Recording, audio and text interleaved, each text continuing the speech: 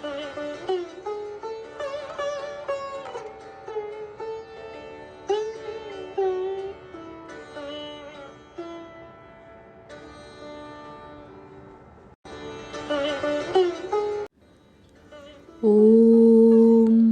यथाग्निर्दाहिका शक्ति रामकृष्णे स्थिता हिया सर्वविद्यास्वरूपां तां शारदां প্রণমাম্যহম।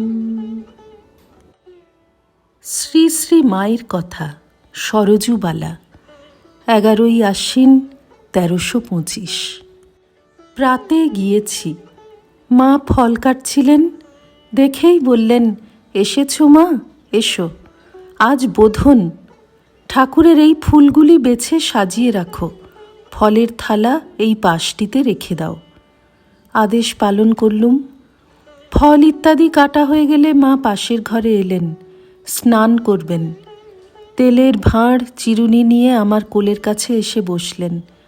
মাথায় হাত দিতে আমি ইতস্তত করছি দেখে মা বললেন, দাও না গো মাথাটা আঁচড়ে, যেন বালিকাটি। আদেশ পেয়ে আমি আঁচড়ে দিচ্ছি। রাধু নেয়ে এসে বলছে, চিঁড়ে দিয়ে দই খাবো। মা সেখানেই একটি বাটিতে চিঁড়ে দই মেখে নিজে একটু মুখে দিয়ে রাধুকে দিলেন। আমি মাথা আঁচড়ানো রেখে তেল মাখিয়ে দিচ্ছি। মা বলছেন, দেখো, জয়রামবাটিতে কটি ছেলে দীক্ষা নিতে গিয়েছিল, তা তাদের দিলুম না। তখন তারা কাকুতি করে বললে, তবে পায়ের একটু ধুলো দিন, মাদুলি করে রাখব। এমনি তাদের ভক্তি বিশ্বাস। মাথা আঁচড়াতে মায়ের অনেকগুলি চুল উঠেছিল। মা বললেন, এই নাও গো, রাখো। বস্তুতই আমি ধন্য হয়ে গেলুম। আমার নেবার ইচ্ছা ছিল। মায়ের সঙ্গে গঙ্গায় নাইতে গেলুম। স্নান করে এসে পূজা শেষ হলেই মা প্রসাদ বিতরণ করতে লাগলেন। তাতে অনেক সময় কেটে গেল। শ্যামাদাস কবিরাজ মশাই রাধুকে দেখতে এলেন। মা রাধুকে ডেকে দিতে বললেন। আমি ডাকতে গেলুম। একটু পরে রাসবিহারী মহারাজ গিয়ে কবিরাজ মহাশয়কে ডেকে নিয়ে এলেন। দেখবার পর মা প্রণাম করতে রাধুকে বললেন। রাধু নত হয়ে প্রণাম করল। তিনি চলে যেতে কেউ কেউ বললে, উনি কি ব্রাহ্মণ? মা, না, বৈদ্য। তবে যে প্রণাম করতে বললেন? মা, তা করবে না? কত বড় বিজ্ঞ, ওরা ব্রাহ্মণ তুল্য, ওকে প্রণাম করবে না তো কাকে করবে? কি বলো মা? ঠাকুরের ভোগ হয়ে গেল। মায়ের খাওয়া হয়ে যেতে আমরা সকলে প্রসাদ পেতে বসলুম। মা আমাকে বললেন, কড়াইয়ের ডালটি বেশ হয়েছে, খাও।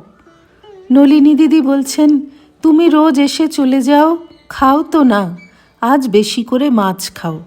এই বলে অনেকগুলি মাছ দেওয়ালেন। মাছের চেয়ে ডালটাই আমার বিশেষ প্রিয়, মা ঠিকই ধরেছিলেন। মা এইবার বিশ্রাম করবেন। গোলমাল হবে বলে আমরা পাশের ঘরে গেলুম। খানিক পরে এসেছি। মা বলছেন, দেখছ, সব দরজা বন্ধ করে রেখেছে, গরমে প্রাণ গেল, খুলে দাও তো। খুলে দিলুম। একটু পরেই মা উঠে কাপড় কাচতে গেলেন। ঠাকুরের বৈকালী ভোগ দেওয়া হলো। মা এসে উত্তরের বারান্দায় আসন পেতে বসলেন। কিছু পরে বউ, মাকু এরা সব থিয়েটার দেখতে গেলেন। মায়ের কাছে চুপ করে বসে তাকিয়ে দেখি মায়ের মাথার সামনে অনেকগুলি পাকা চুল দেখা যাচ্ছে। মনে হলো প্রাতে তখন যদি তুলতুম। মাও বলছেন, এসো তো মা, আমার পাকা চুল তুলে দাও। ঢের তোলা হলো, অনেক সময় লাগলো। এইবার ভক্তেরা সব প্রণাম করতে আসবেন। আমারও গাড়ি এসেছে, কালীঘাটের বাসায় যেতে হবে। এখন থেকে মায়ের কাছে এমন করে রোজ রোজ যখন তখন আসবার সুবিধা হবে না ভেবে কষ্ট হতে লাগলো। প্রণাম করে বিদায় নেবার সময় মা বললেন, মহাষ্টমীর দিন আসতে পারো যদি এসো। শ্রী রামকৃষ্ণার্পণমস্তু।